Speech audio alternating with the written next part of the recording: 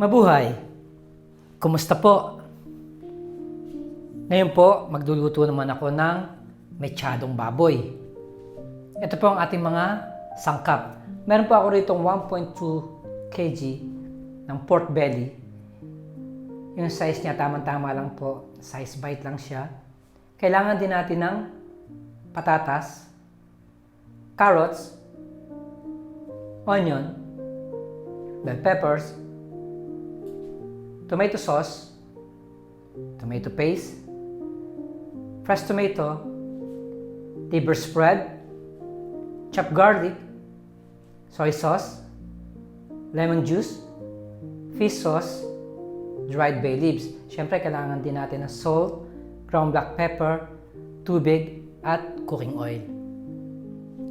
Okay, ang una po natin gagawin, bali tinransfer ko po pala yung ating pork belly sa mas malaking lalagyan.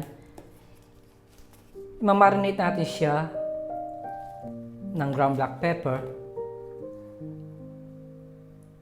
lemon juice, at soy sauce.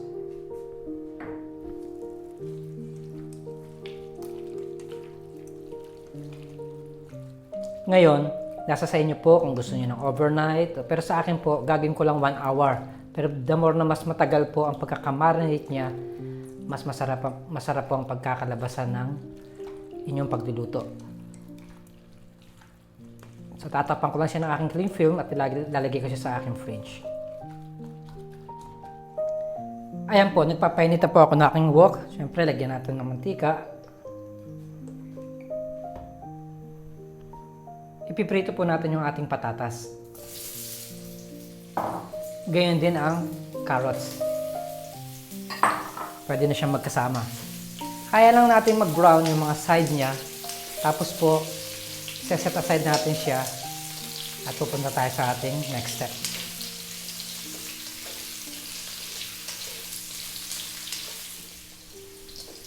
Okay na po siya. Pwede na po siyang itabi.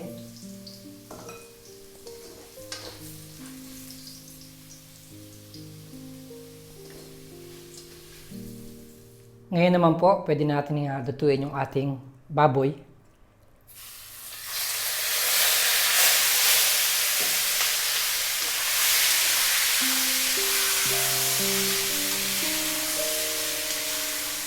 Lulutuin ko lang siya ng mga 5 minuto. Hayaan natin siyang mag-browning lahat ng gilid ng ating baboy. Tapos po, mag-i-start na po tayo mag-gisa.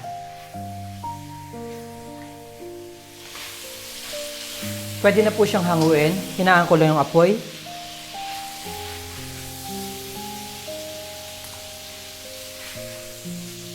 Pagkatapos po, mag-i-start na tayo mag-isa.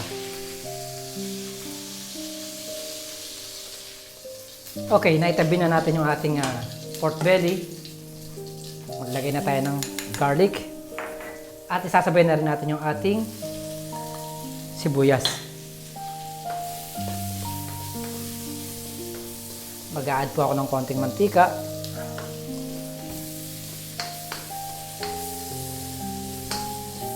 Hihintayin lang natin siya sandali maluto, tapos po mag-a-add na tayo ng kamatis.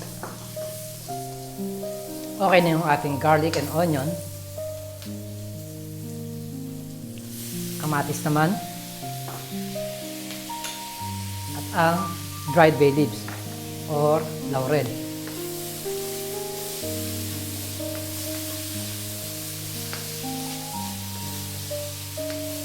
Pagkatapos po, i-add na po natin yung ating niluto na baboy kanina.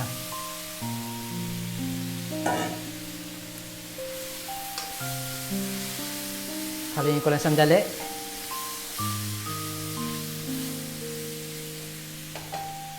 Ngayon, mag-a-add na tayo ng tomato sauce.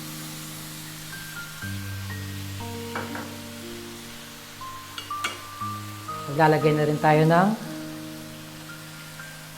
tomato paste,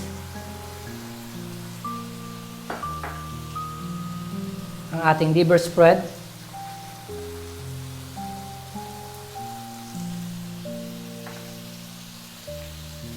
fish sauce,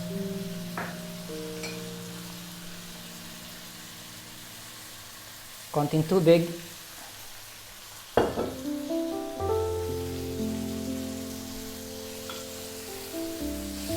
Again, haluin natin.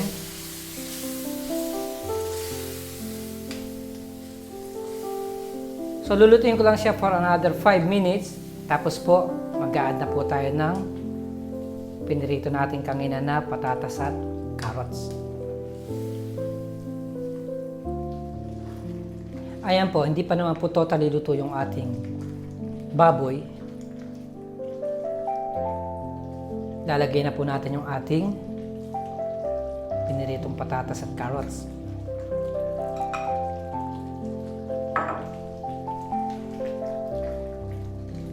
Haliin ko lang sandali. Tapos, mag-a-add po tayo ng konting asin. Konti lang gawa ng meron na siya kaninang toyo. Sa pagmamarinate at nilagyan ko na rin ng patis. Mag-a-add tayo ng paminta. At ang huli, ang ating bell peppers. Lulutuin ko lang siya for another 5 minutes. Tapos po, pwede na po siyang i-serve.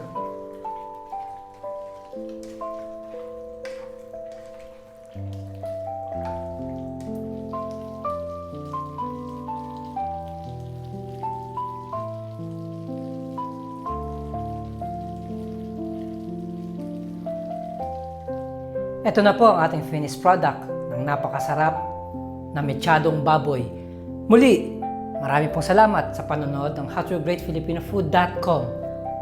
Mabuhay!